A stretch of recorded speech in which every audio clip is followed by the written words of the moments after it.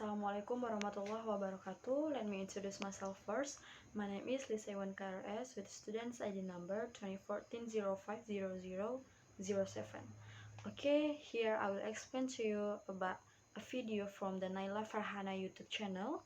So, on this channel, apart from learning language in general, she also discusses tips for learning English.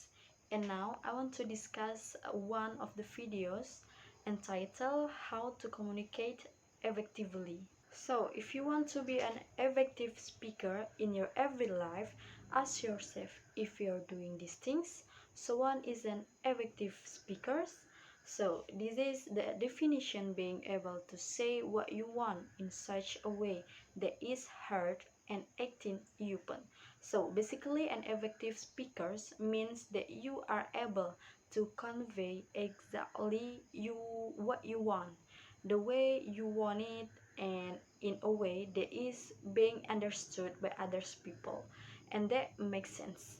And another step to that, if it's understood by others people, it motivates them to actually do something about it.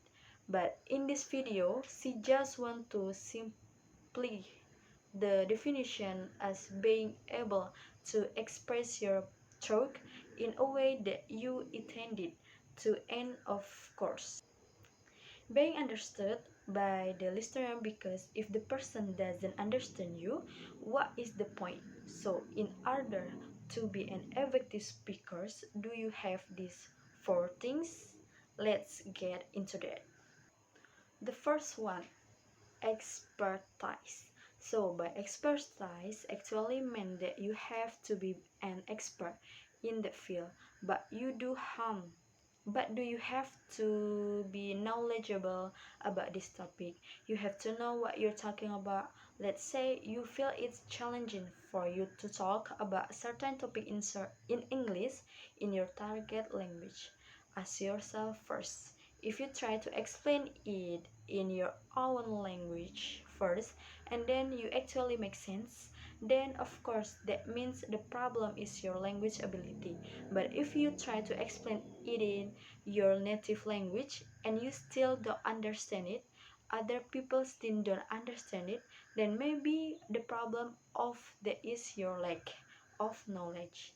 And then you don't truly understand this given topic that you are trying to explain, and when you don't understand something, explain it to others will just make it that much more confusing to you and to the other party. So the easy solution to this is, of course, get more knowledgeable about this given topic. And how do you do that? By feeding your brain and a lot of input about this topic, but in your native language and also in your target language. Let's just give a concert example. Okay, let's say you are a project manager in a company and then you want to become more skilled as a project manager, but then you feel like the way you communicate is not very effective, like your team just can't seem to understand what you're trying to do, and they're never really sure about the instruction they are being given. And then what you want to do is make sure you get a lot of input about this certain topic, because by getting a lot of input, whether it be article, book or video, and then you're bound to find praise, different terminology. You're going to expand your vocabulary in this field that is directly applicable to your situation, that you can use right away. And then the second, the thing that you need to have is flexibility. So basically this is your ability to put yourself in the shoes of the listener, of the audience, basically knowing your audience and being able to adjust your way of speaking that is understandable to them. So are speaking to be group of professional, what kind of language, terminology, phrase, word so you use that will resonate with them more? Or maybe you're speaking to teenagers, How do you adjust your way of speaking that is more relatable of them?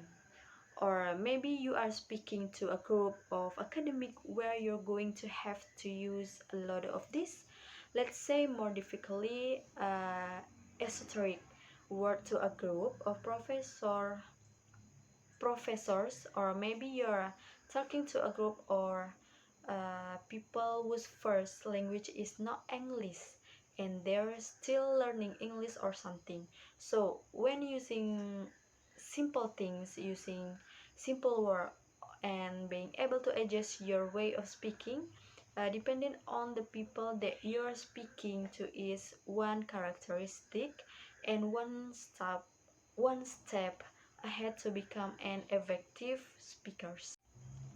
And the third is simplicity. Simplicity, being able to simply what you're trying to explain. Sure, you may think, oh, I so smart by using all of this word, but most of the time, the reality is that you are alienating your audience, or even worse, you're making the audience feel a little bit stupid by not understanding this word. And then the last ingredient is observation. Basically, how often do you observe the people that you admire speak? So first, one thing to have is something like a public speakers or a public figure that you admire, and then think yourself, what is it, what I like about the, is it the way he carried himself on one stage? Is it the way she used her body language? Is it the way she structure her sentence when she speaks? What is it? And then you want to take the best practice. However, keep in mind there is a difference between copying someone's entire style and drawing inspiration from. Of course, it's good to find someone that your idols, you want to be like them, you want to copy their style, but you don't want to copy their ether. Why of believing, sorry, way of delivering things, because that's just being a copycat. But drawing inspiration from is it basically taking the best practice, so the best things about them, and try to incorporate that on your own way. That's drawing inspiration from someone, and maybe you have another public figure that you like, and then let's say the second public figure you like for a different reason than the first one. What you want to do is then incorporate best practice from these two, and then make it your own, and that's how you become a more of a unique speaker that is completely your own style. So yeah, there you go. Those are someone for ingredient on how you can become a more effective speaker in your life. uh, that's all for me. Thank you very much. Wassalamualaikum warahmatullahi wabarakatuh.